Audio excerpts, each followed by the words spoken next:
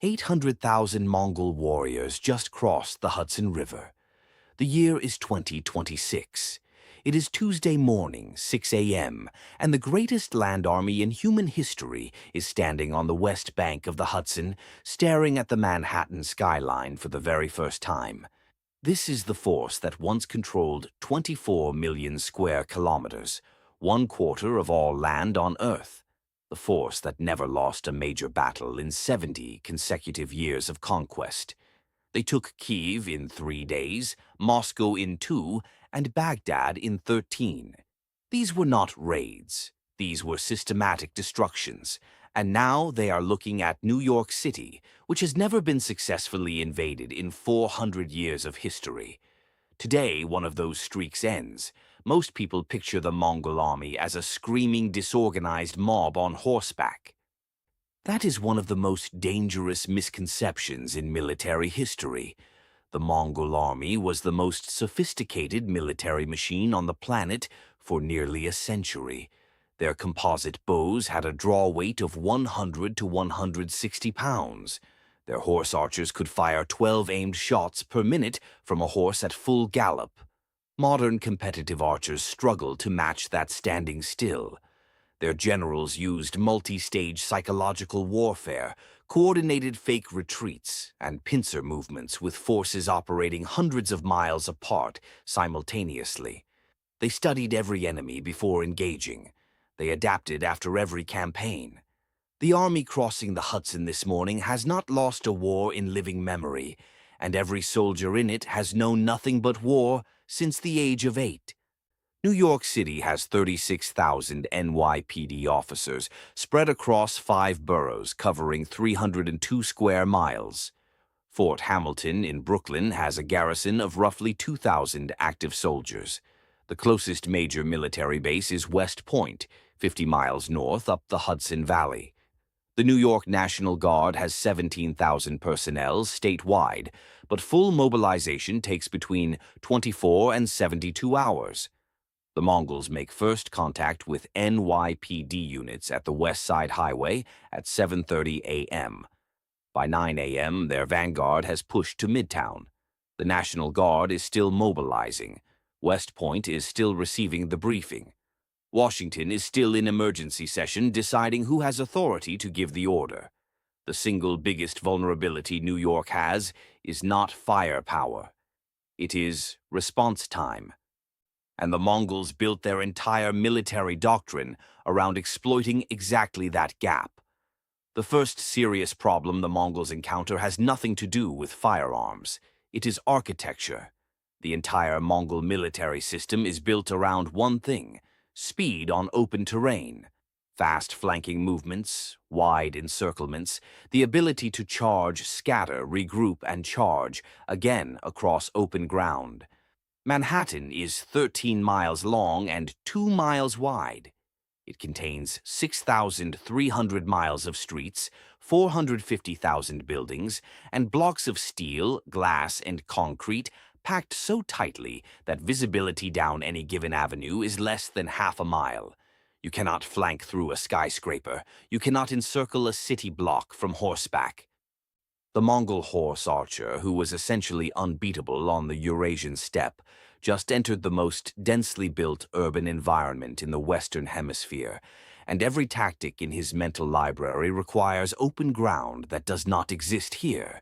First contact at 34th Street is not a battle, it is a physics problem. Mongol composite bows pierce wood, leather, and chainmail without difficulty. They do not pierce the engine block of an NYPD Ford Explorer. An officer crouched behind a car door is wearing armor that the entire Mongol weapons catalog has no answer for. The arrows hit. They stop. But here is the problem. The ratio is 36,000 officers against 800,000 warriors. That is 22 to 1. Physics protects the individual officer. Numbers threaten to overwhelm the entire perimeter. The NYPD cannot hold a fixed line indefinitely against 800,000 moving bodies. They can make the advance costly. They can slow it, but they cannot stop it alone. and every minute the military spends mobilizing is a minute the Mongol vanguard spends pushing deeper into the grid. Here is where New York's infrastructure becomes an unexpected weapon. The New York City subway system runs 245 miles of track beneath the city with 472 stations. Under normal conditions, it moves 6 million people per day.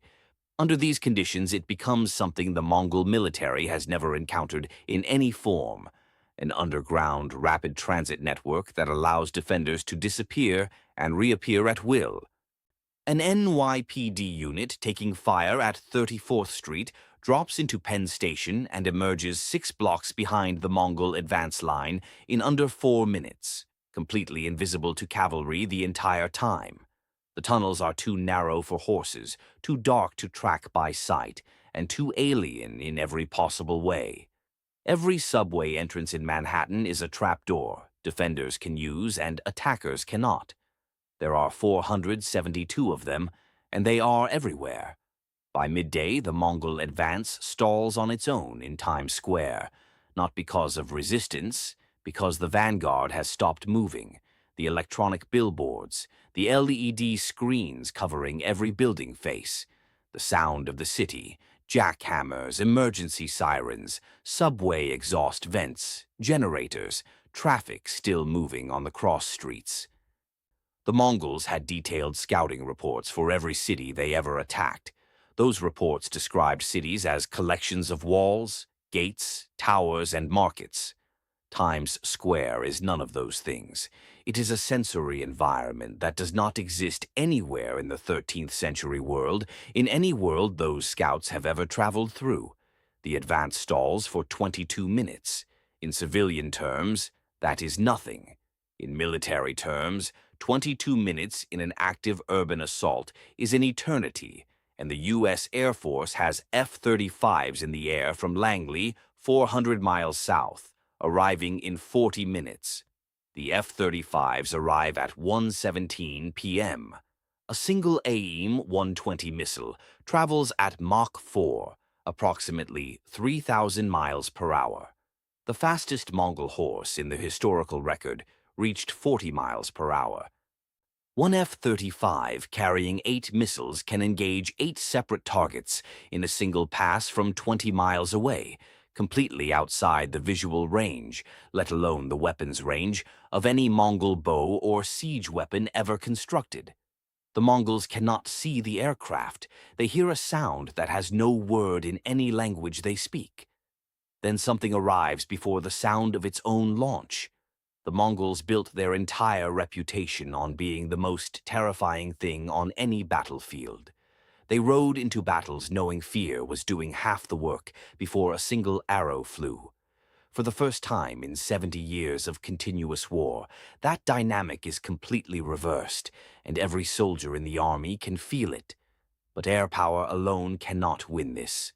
It cannot hold a street corner. It cannot stop individuals from spreading through a building, floor by floor. It cannot be deployed inside dense civilian urban terrain without accepting civilian casualties that no democratic government will authorize.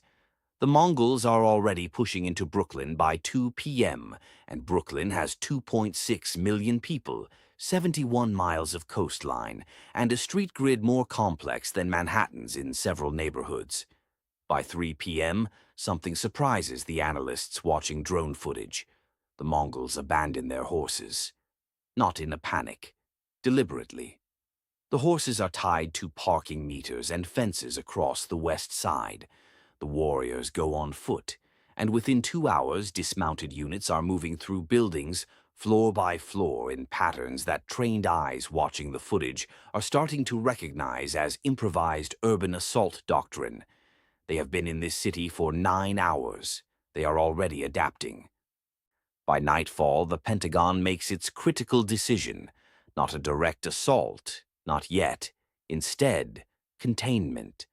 The USS Gerald R. Ford Carrier Strike Group is ordered into New York Harbor. Every bridge and tunnel out of Manhattan is sealed from the outside. Coast Guard and Navy vessels lock down the East River and the Hudson. Manhattan is now an island in the fullest possible military sense. The Mongols control the island. The United States controls everything surrounding it. What began as an invasion has become a siege, and every general since ancient Greece has understood one thing about sieges. The side with no supply chain always loses. It does not matter how strong you are or how fast you adapt. 800,000 soldiers need food every single day.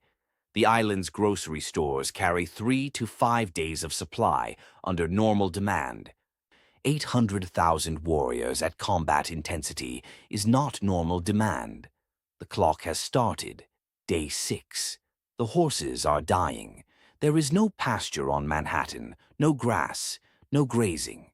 Central Park covers 843 acres, which sounds like a lot until you realize there are approximately 80,000 horses, and that the park is already full of civilians who did not evacuate in time. The greatest cavalry force in human history is watching its horses starve on concrete sidewalks in New York City. The Silk Road supply network that fed Mongol armies across thousands of miles of Central Asian steppe worked because the steppe had grass, rivers, and farms every few days of travel. Manhattan has bodegas, underground water infrastructure the army has no idea how to operate, and concrete from the shoreline to the park and back. Day 7, the municipal water system begins to fail. Nobody in the army knows how to work the pumping stations. The math is becoming undeniable. The Mongols surrender on day 11. Not because they lost a battle, not because they ran out of will or courage or tactical creativity, because they ran out of food, because the horses died, because the siege held and no supply line ever came. The greatest military force of the medieval world was not beaten by jets or missiles or aircraft carriers. It was beaten by an island with no farms and a navy that blocked the exits. But in those 11 days, they revealed something that defense planners had not fully modeled. The geography of Manhattan, the bridges, the tunnels, the density, the grid, is almost perfectly designed to slow a modern rapid response military operation. Not enough to change the outcome, enough to make it far more expensive than anyone assumed. The most frightening detail is not the invasion. It is what happened by day 9. They were fighting in buildings in ways that looked nothing like day 1.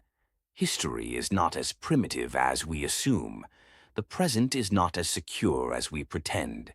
Subscribe because the real lessons from history are never the ones on the surface.